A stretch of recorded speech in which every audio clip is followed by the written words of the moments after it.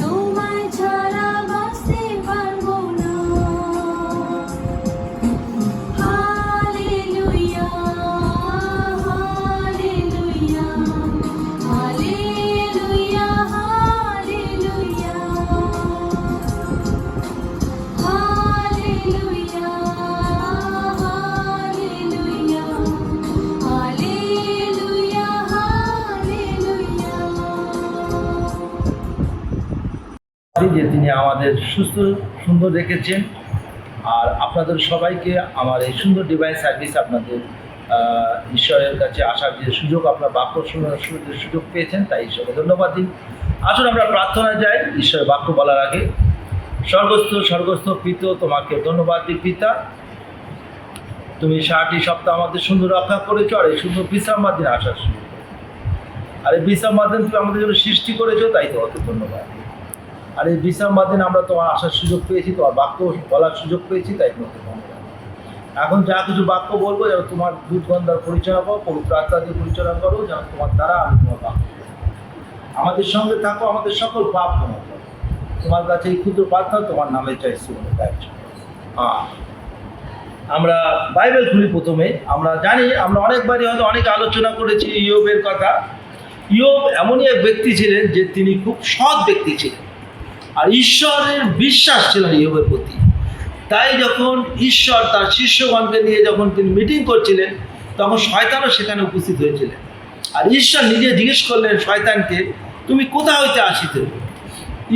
শয়তান বলে, আমি এই পৃথিবী পর্যটন করতে আসলেন। কিন্তু ঈশ্বর বললেন, তুমি আমার পুত্র ইয়োবের প্রতি কি তোমার চোখ পড়েছে? তিনি বললেন যে আপনি তাকে প্রোটেকশন করছেন, আপনি তাকে দয়া করছেন, তাই ইয়োব আপনাকে মানেন।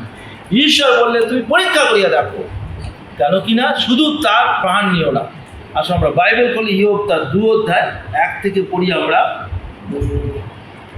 10 অধ্যায়। আর একদিন ঈশ্বর পুত্রগণ সদাপ্রভুর সম্মুখে দণ্ডায়মান হইবার জন্য উপস্থিত হইলেন। তাহাদের মধ্যে শয়তান সদাপ্রভুর সম্মুখে দণ্ডায়মান হইবার জন্য উপস্থিত হইলেন। সদাপ্রভু শয়তানকে কহিলেন, তুমি কোথা হইতে আসিয়াছ? শয়তান সদাপ্রভু উত্তর করিয়া কহিলেন, পৃথিবী আমার কর্তব্য ও তথা হস্তকে ভ্রমণ করিয়া আসিয়াছিলাম। সদাপ্রভু স্বয়ং তাহাকে কহিলেন, সদাপ্রভু, আমরা কি বলতে গেলেন, সদাপ্রভু স্বয়ং তাহাকে কহিলেন, আমার দাস ইয়োবের প্রতি কি তোমার মন পড়িয়াছে? কেননা তাহার তুল্য সিদ্ধ ও সরল ঈশ্বর ভয়শীল পুরুষিতা লোক পৃথিবীতে নেই। তাহলে ঈশ্বর জানতেন তার মতো কোনো লোক নেই। তাই ঈশ্বর গর্ব ছিলেন যে আমি যদি ইয়োবের প্রতি ছেড়ে দিই, ইয়োব আমাকে ছাড়বে না।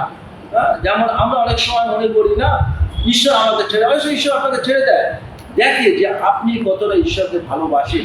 শুধুই পিতা তার সন্তানকে ভালোবাসে তাই না, সন্তানও পিতাকে কতটা ভালোবাসে। তাই তিনি বলছেন যে তুমি শয়তানকে, তুমি ইয়োবের প্রতি তাড়না আসতে পারে, কিন্তু তুমি তার প্রাণ নিও না।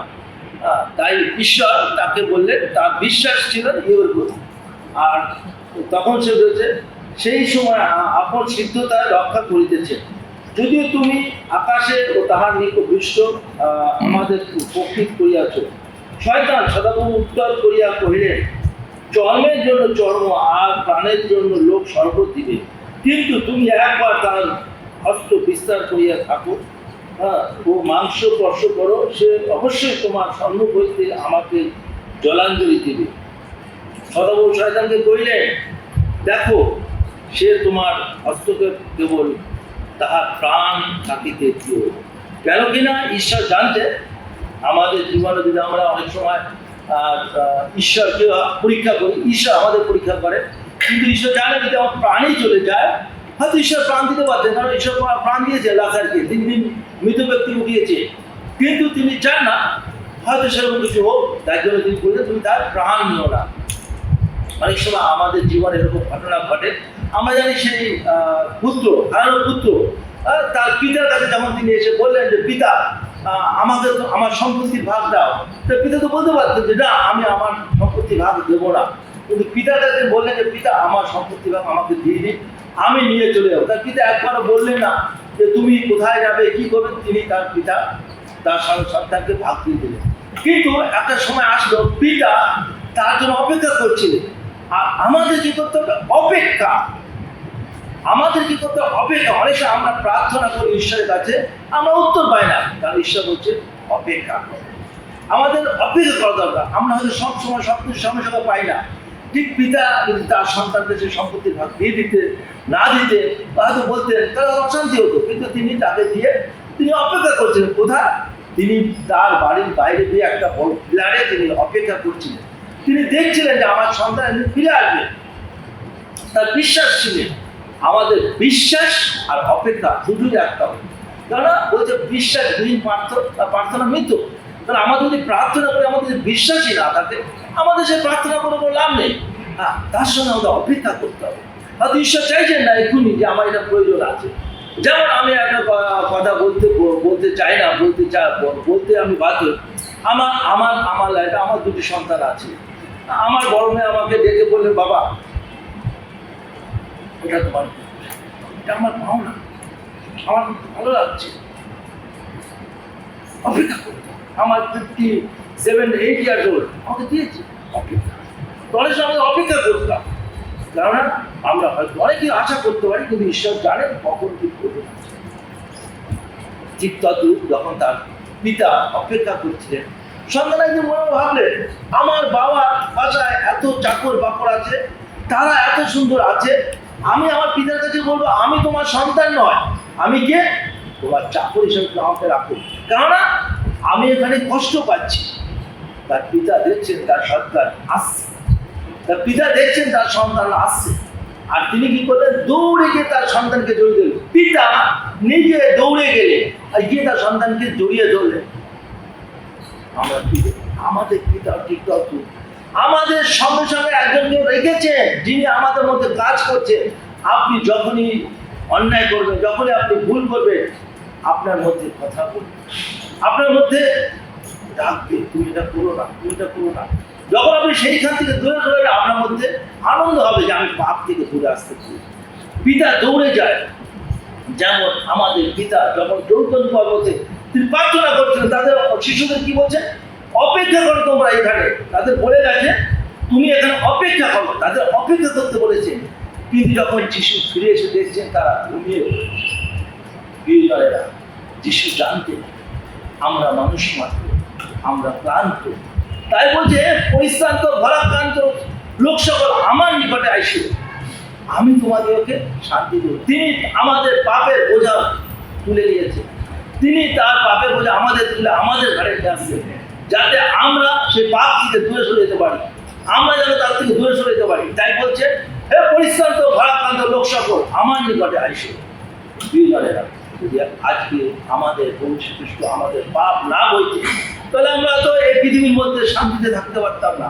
তাই তিনি আগে থেকেই একজনকে সৃষ্টি করেছেন যে আমাদের পাপের ভার নিতে পারে, আর তিনি বয়েছেন, আর তিনি সে পাপ নিয়ে গেছে, আর সেই পাপ থেকে আমাদের দূরে সরিয়েছে, আর তিনি সেই কাঁটার মুকুট করে আর সে রক্ত ঝরছে, তবুও বলছে পিতা ইহাকে ক্ষমা করে, ইহারা কি করতেছে জানে। তো তিনি জানতেন আমরা মনুষ্য মাত্র। যেমন সে শিশুদের বলে গেছে সঙ্গে থেকে যে তোমরা অপেক্ষা করো। হ্যাঁ, সেখানে তাদের অপেক্ষা করতে পারে, তারা অপেক্ষা করতে পারে। তারা কি করছে? ঘুমিয়ে পড়েছে। আর ঈশ্বর যখন প্রার্থনা করছিলেন বলছে পিতা তোমার ইচ্ছা হয়, তোমার ইচ্ছা তুমি এই পান পাত্র আমার কাছ থেকে সরিয়ে নাও। কারণ তিনিও আমার আপনার মতো মনুষ্য, তিনিও আমার মতো একজন মনুষ্য পুত্র, তিনি বইতে পারছেন না, কিন্তু পিতার ইচ্ছা ছিলেন যে তিনি যেন এই থেকে আমাদের পাপ থেকে মুক্তি রাখেন। তাই বলছিলেন পিতা তোমার ইচ্ছা যদি হয় তুমি আমার পান পাত্র সরিয়ে নাও। তাই আমরা দুইজনেরা অনেক সময় আমরা অপেক্ষা করতে পারি না, অনেক সময় আমরা খুব তাড়াতাড়ি উত্তর চাই, অনেক সময় আমরা ঈশ্বরের প্রার্থনা করলে উত্তর চাই। ঈশ্বর তো আপনাকে আমাকে উত্তর দিচ্ছেন না, তার কোনো কারণ আছে। আমি ছোট্ট একটু গল্প বলতে চাই। কিছুদিন আগে আমাদের ফাদার্স ডে গেছে, আর সেই ফাদার্স ডে আমি সেই গল্পটা বলছিলাম আমাদের মসুর চার্চে, যে ফাদার্স ডে গেছে। একটি ফাদার যখন তিনি সে পিতা যখন তারা বিবাহ করেন, সেই সুন্দর তারা একটি স্ত্রী হয়, হ্যাঁ, তাদের কিছুদিন পর একটি ছোট্ট সন্তান হয়। সেই সন্তানটা কেজি 2 কিলো 2.5 পাউন্ডের একটি মাংসের ঢিবি তার হাতে তুলে দেয়। সে সন্তানকে দায়িত্ব বড় করা মানুষ কার দায়িত্ব? আপনার আমার। যখন আমরা সন্তান পাই না আমরা দাঁড়িয়ে দাঁড়িয়ে যাই, যখন আমাদের সন্তান দেয় তাকে আমরা ঠিকভাবে পরিচালনা করি না। ঠিক তদ্রূপ সেই সন্তান যখন তার সেই সংসারে আসছেন, তার পিতা মাতা খুব আনন্দিত হয়েছেন। তারা খুব আনন্দিত হয়েছিলেন যে আমাদের একটি সন্তান আসছে, কিন্তু তিনি জানতেন না একটি সময় সেই সন্তান হয়তো তাদের জীবনে একটি বড় অশান্তি, তার চাহিদা, তার লালসা, তার প্রবঞ্চনা অনেক বেড়ে যাবে। প্রিয়জনেরা, সেই ছোট্ট সন্তান আস্তে আস্তে আস্তে আস্তে আস্তে আস্তে আর বড় হতে হতে তার প্রথম জীবনে তার পিতার কাছে একটি ছোট্ট ভাঙা স্কুটি ছিল, আর তিনি সেই স্কুটি নিয়ে প্রতিদিন ডিউটি যেতেন। একটি সময় আসতেন তার সন্তান যখন ক্লাস 4 বা 5 পড়ে, বললেন, বাবা আমার একটি সাইকেল প্রয়োজন আছে। তার পিতা বলল, অপেক্ষা কর। বললো, না আমি অপেক্ষা করবো, আমার বন্ধু বান্ধবরা সাইকেল নিয়ে স্কুলে আসে, আমি কি করে হেঁটে হেঁটে যাবো? তার পিতা বলল, অপেক্ষা। প্রিয়জনেরা, আমরা জানি আসলে সন্তানদের অনেক জেদ হয়। তিনি বললেন না। আর তার মা তার পিতাকে বললেন, আমাদের একটি মাত্র সন্তান, তুমি তাকে একটি সাইকেল কিনে দাও, সে বারবার সাইকেলে বাহানা করছে। তার পিতা বললেন, অপেক্ষা, আমাদের অনেক কিছু অপেক্ষা করতে হবে। তার পিতার একটি দোকানে গেলে, আর দোকানে গিয়ে একটি ছোট্ট সাইকেল কিনে এনে দিলে, আর সেই বিলটা তিনি পকেটে রেখে দিলেন। আর সেই বিলটা তিনি ভাঁজ করে পকেটে রেখে দিলেন, আর প্রত্যেক মাসে তিনি কিছু কিছু করে সেই দোকানে টাকা দিলেন। কিছুদিন যায়, সন্তান খুব সুন্দর তার সাইকেল চালিয়ে স্কুলে যায়, বড় হয়। আস্তে আস্তে আস্তে তার নতুন বাহানা আসলো, পিতা আমাকে এখন ঘড়ি লাগবে। সবাই বন্ধু বান্ধবরা ঘড়ি চালিয়ে যাচ্ছে, ঘড়ি পড়ে যাচ্ছে, আমার হাতে ঘড়ি নেই। তার পিতা বললো, অপেক্ষা।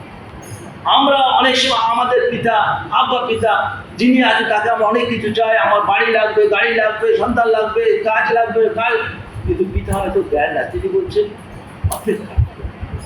আসলে আমরা বাইবেল শুনি, বিশ্বমিতা 121 অধ্যায় পড়ি, এখানে কি বলছে? হ্যাঁ, বিশ্বমিতা 121। অনেক সময় আমরা হয়তো ভাবি ঈশ্বর কেন আমাকে দেন না, ঈশ্বরের কাছে চাইলে ঈশ্বর কেন আমাকে ভালোবাসেন না, ওকে এই দিয়েছে, ওই দিয়েছে, কিন্তু ঈশ্বর আমায় কেন দিচ্ছে না? ঈশ্বর আপনাকেও দেবে, কারণ ঈশ্বর যখন এই পৃথিবীতে সৃষ্টি করেছেন, আমি পর্বতগণের দিকে চক্ষু তুলিব, কোথা হইতে আমার সাহায্য আসিবে? সদাগর হইতে আমার সাহায্য আসিবে। তিনি আকাশ ও পৃথিবী নির্মাণ কর্তা, তিনি তোমার চরণ বিচলিত হইতে দিবেন না, তোমার রক্ষক ঢুলিয়া পড়িবেন না। দেখো, যিনি ইসরায়েলের রক্ষক, তিনি ঢুলিয়া পড়েন না, তিনি নিদ্রাও যান না। সদাপ্রভু তোমার রক্ষক, সদাপ্রভু তোমার ছায়া, তিনি তোমার দক্ষিণ পাশে। দিবসে সূর্য তোমাকে আঘাত করিবে না, রাত্রিতে চন্দ্র করিবে না। সদাপ্রভু তোমাকে সমস্ত অমঙ্গল হইতে রক্ষা করিবে, তিনি তোমার প্রাণ রক্ষা করিবে। সদাপ্রভু তোমার বাইরে যাওয়া ও তোমার ভিতরে আসা রক্ষা করিবে, এখনো অবধি চিরকাল। তার পিতা প্রতিদিন তার পিতার কাছে প্রার্থনা করতেন, পিতা আমার সন্তান দিন দিন বড় হচ্ছে, তার একটা চাহিদা, তার প্রয়োজন আছে, কিন্তু তারপরে অপেক্ষা। ঠিক তারপরে তার ছেলের লাগবে, এবার ঘড়ির বাহানা ধরেছে। তার পিতা আবার গেলেন, আর সেই দোকান থেকে একটি ঘড়ি কিনে নিয়ে আসে, আর সেই বিলটা তার পার্সে রেখে দিলেন, তার পকেটে।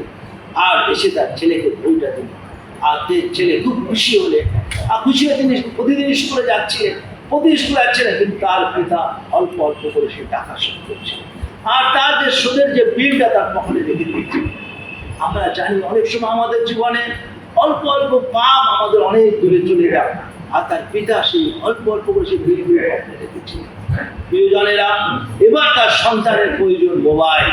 আর আমরা জানি মোবাইল একটা এমন জিনিস যেখানে আমাদের জীবনের সর্বস্ব শেষ হতে চলেছে। কারণ আমরা কতক্ষণ প্রার্থনা করি, আমরা ঈশ্বর কতক্ষণ ডাকি? আমরা 5 মিনিট প্রার্থনা করতে পারি সারাদিনে? আমরা নিজেদের প্রশ্ন করি, আজকে আমরা কতক্ষণ প্রার্থনা করি? আমরা হার্ডলি হয়তো সারাদিনে 10 মিনিট প্রার্থনা করি। কতক্ষণ বাইবেল পড়ি? হার্ডলি হয়তো 10 মিনিট বাইবেল পড়ি। কিন্তু মোবাইল আমরা দেখি মিনিমাম 12 ঘন্টা, 8 ঘন্টা, 10 ঘন্টা। কারণ কি শয়তান আমাদের যন্ত্র কিনে দিয়েছে। প্রিয়জনেরা, ঠিকঠাক এবার তার ছেলের বাহানা মোবাইল। তার পিতা বললেন, আমার পক্ষে সম্ভব নয়। কিন্তু আমরা জানি সন্তানকে আমরা কতটা ভালোবাসি, কেননা তার পিতা কোনোদিনও চায় না তার সন্তান ক্রোধ হোক, কাঁদুক, কষ্ট পায়। যেমন আমাদের আব্বা পিতাও তিনি চান না যে আমরা কোনোদিন কাঁদি, কষ্ট পাই, আমাদের দুঃখ। তিনি পিতা তার স্ত্রী বললেন, আমার সন্তান একটি মাত্র, তাকে একটি মোবাইল দাও। তার পিতা আবার চলে গেলেন আর সেখান থেকে একটি মোবাইল কিনে নিয়ে আসলেন আর এনে তার সেই বিলটা তার পকেটে রেখে দিলেন আর তিনি তার সন্তানকে গিফট করলেন আর তার সন্তান খুব খুশি হলেন। তার চাহিদা প্রথমে ছিল কি একটি সাইকেল, তারপরে চাহিদা ছিল একটি ঘড়ি, তারপরে চাহিদা ছিল কি একটি মোবাইল। আমাদের জীবনের চাহিদা একইভাবে বাড়তে থাকে। ঈশ্বর যদি আপনাকে এটা দেয় আপনি ওটা চান, কিন্তু আপনি ঈশ্বরের জন্য কি করছেন? প্রিয়জনেরা, আপনি কি গেছেন কোনোদিন একটি বার তার জন্য প্রচার করতে যে আমাদের প্রভু যিশু তোমার জন্য প্রাণ দিয়েছে, তোমার জন্য জীবন দিয়েছে, তোমার জন্য তিনি এগুলো খুশি বুদ্ধি হয়েছে? আপনি কি কাউকে বলেছেন? আপনার প্রয়োজন প্রচুর। প্রিয়জনেরা, ঠিক তদ্রূপ একদিন তার সন্তান তাকে একটি মোবাইল দিলেন, তার পিতা সেই কাগজটা তার পকেটে। এভাবেই তার জীবন যেতে যেতে যেতে যেতে এবার তিনি চলে আসলেন কলেজ লাইফে। আমরা মনে করতে পারি, আমরা বুঝতে পারি এবার তার ছেলে কি হতে পারে কলেজ লাইফে। তার পিতাকে বললেন, বাবা আমি কলেজে যাব, আমার প্রয়োজন আছে, দেখি আপনার গেস করুন, আপনার মনে করুন আপনার ছেলেদের কি চাইতে পারে। তিনি তার পিতা বললেন, আমার তো মোটর সাইকেল পাবে। প্রিয়জনেরা, আগে ছিল সাইকেল, তারপরে ছিল ঘড়ি, তারপরে ছিল ফোন, এবার তার প্রয়োজন কি মোটর সাইকেল। তার পিতা বললেন, বাবা আমার পক্ষে আর সম্ভব নয়।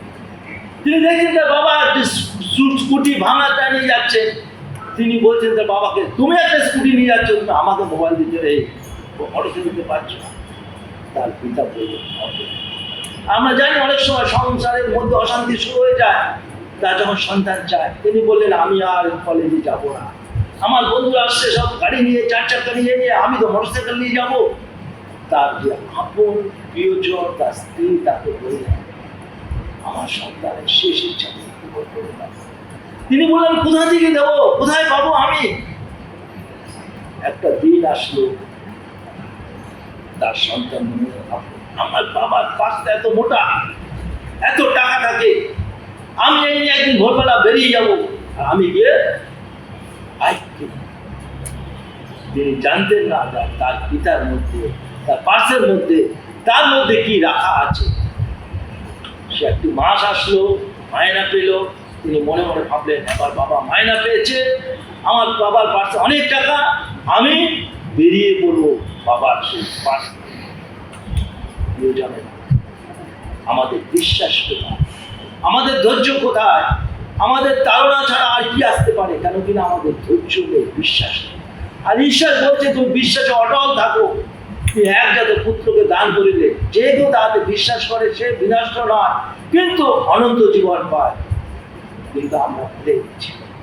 তাই সে ভোরবেলা যখন তার বাবা পার্স, জুতো, জামা খুলে তিনি নিদ্রা গেছেন, তার সন্তান সে ভোরবেলা পার্স আর দেখেছেন বাবা হঠাৎ আওয়াজ করেছেন, বাবা জুতো পরে তিনি পালিয়ে গেছে।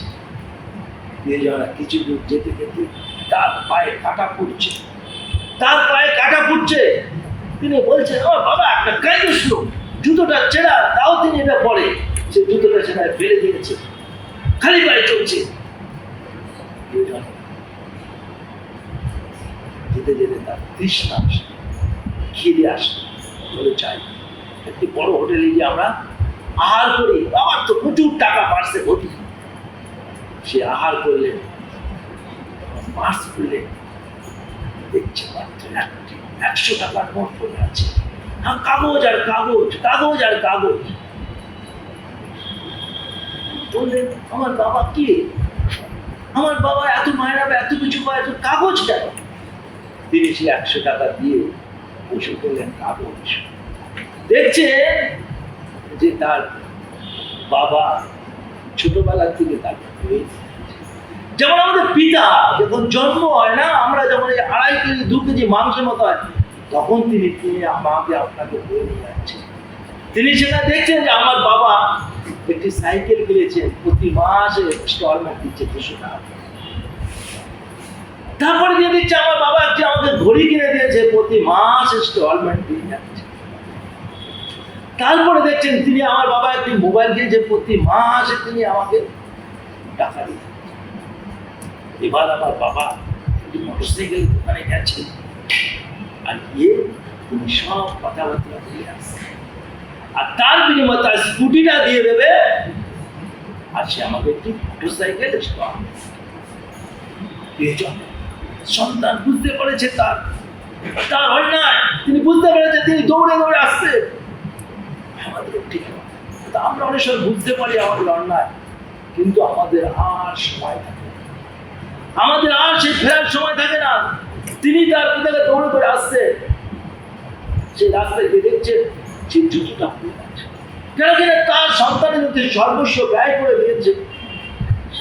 সেই জুতোটা তুলে দৌড়ে দৌড়ে তার পিতার কাছে চলে আসছে, দেখছে তার পিতা বাড়িতে নেই। তিনি মা বলছেন, জানেন না তোমার বাবা কোথায়? কারণ পিতা এমনই এক ব্যক্তি, সে সবসময় চায় তার সন্তানের কল্যাণ হোক। আমাদের পিতা এমনই এক ব্যক্তি যে নিজের জীবন দিয়ে আপনাকে আমাকে কিনেছে, তার রক্তের বিনিময়। তিনি চান না একজন বিনষ্ট হোক, সবাই যেন অনন্ত জীবন পায়। তাই তিনি কি করলেন? পিতার পিছনে দৌড়ালেন।